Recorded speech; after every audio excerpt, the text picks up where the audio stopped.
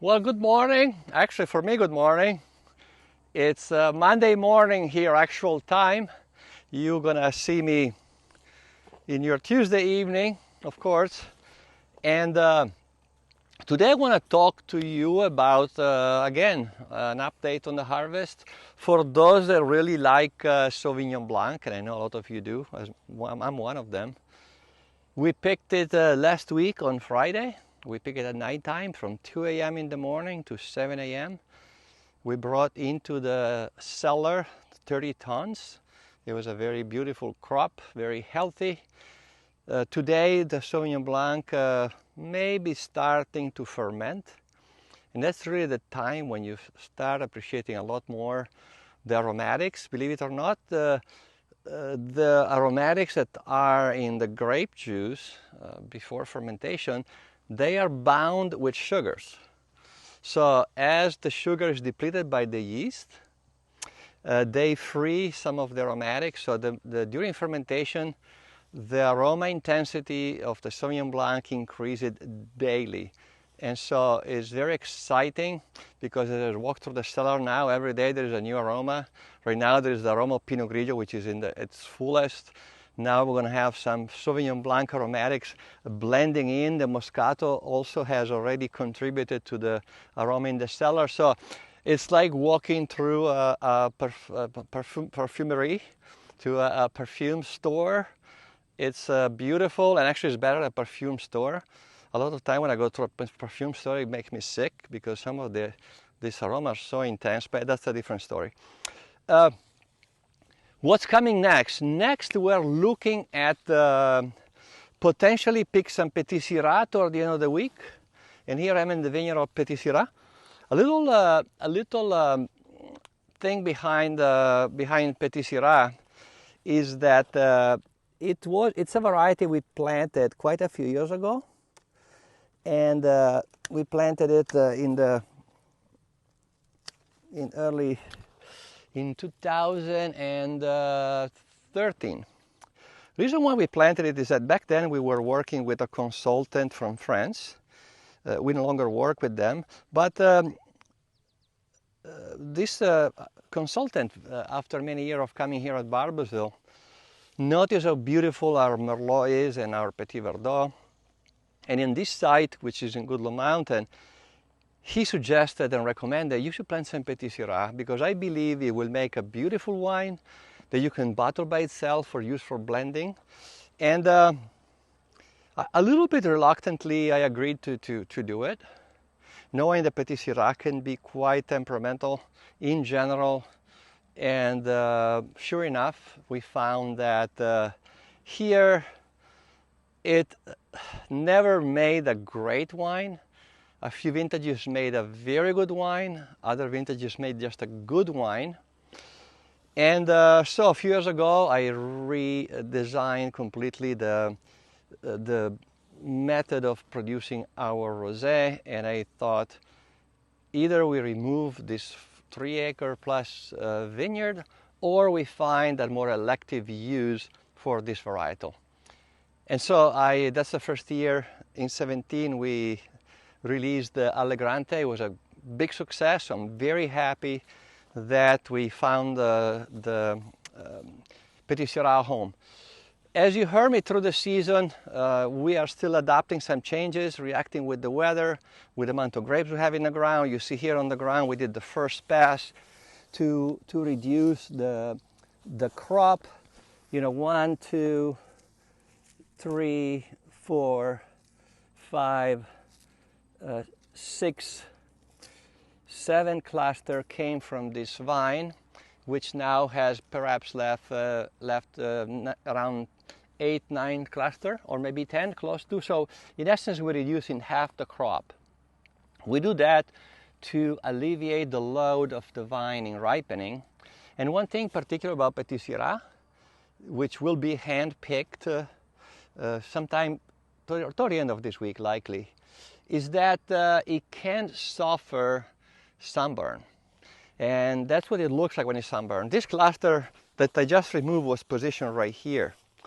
And so what happened in this side of the cluster, being fairly parallel to the ground, it has the most sun ray hitting it. Nothing is hitting the back, so the back is perfectly fine.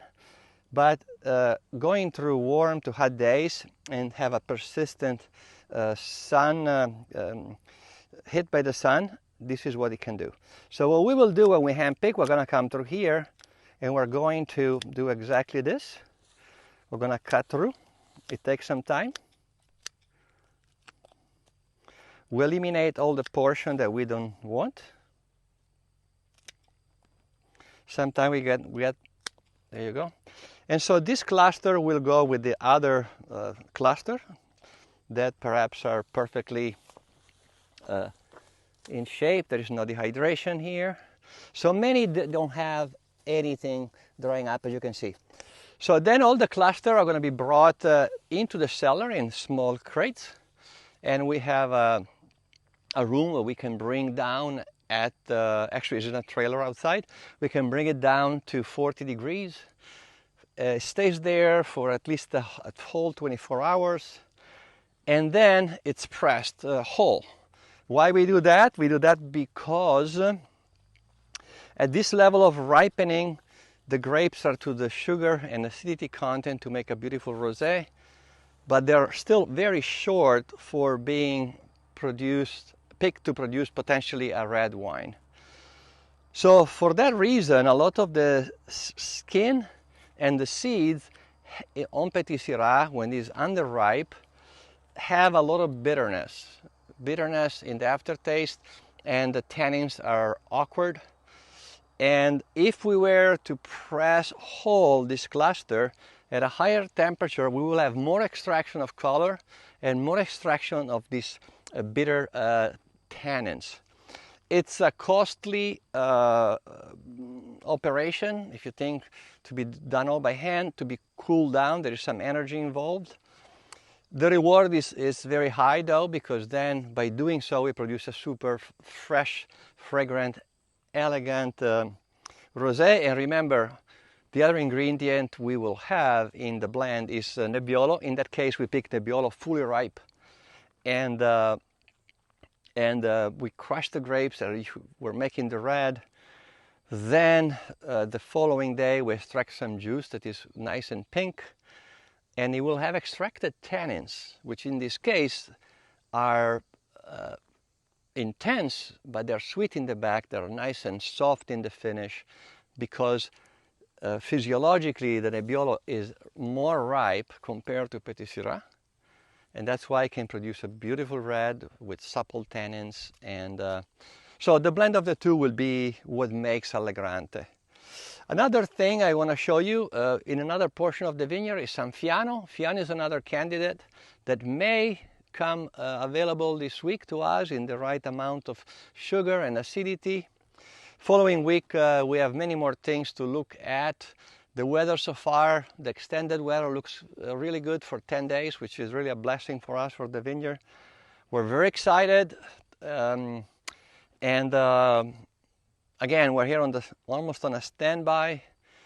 Few little touches still going on. We have a vineyard of Cabernet Franc where we reduced the crop.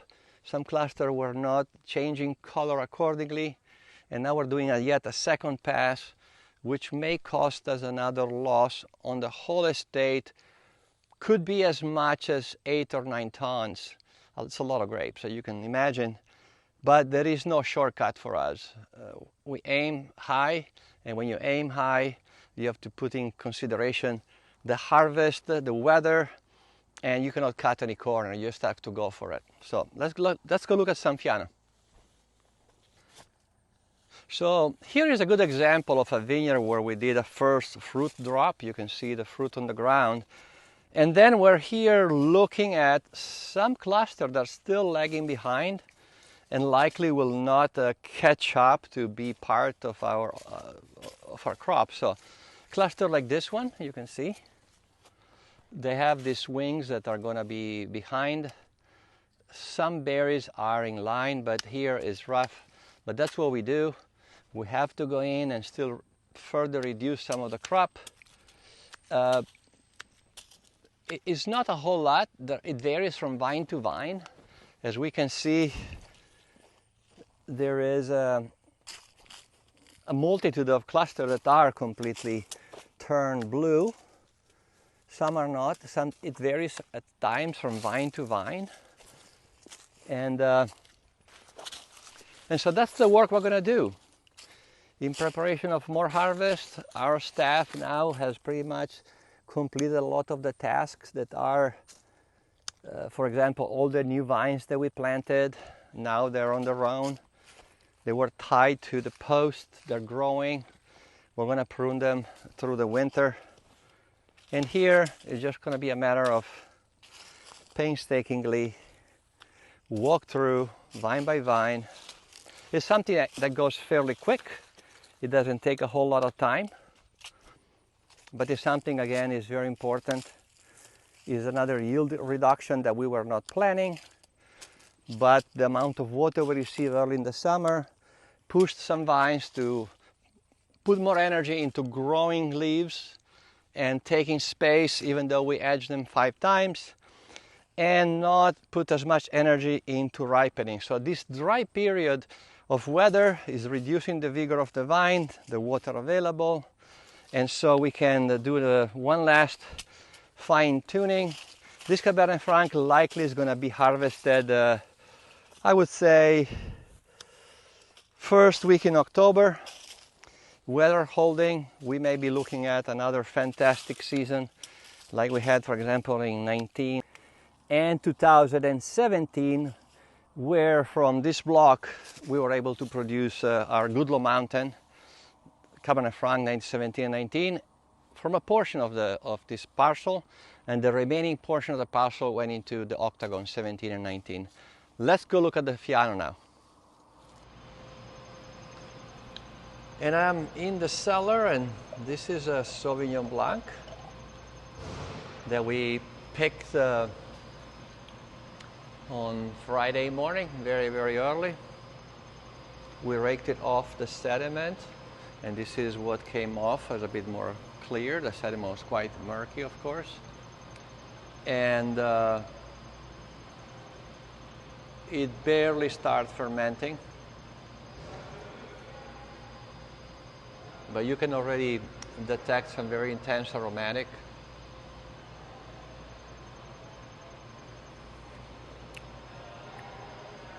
Very, very sweet, very tart. As I drink it, makes me salivate on the side of my cheeks. That's a great sign of its freshness. And so, probably starting tomorrow morning, the yeast will start to produce some fermentation, some carbon dioxide, going to be fizzy. And those aromatic are going to be released, now are bound by sugars. I'm looking forward to taste it. I come through the cellar every day and taste different wines.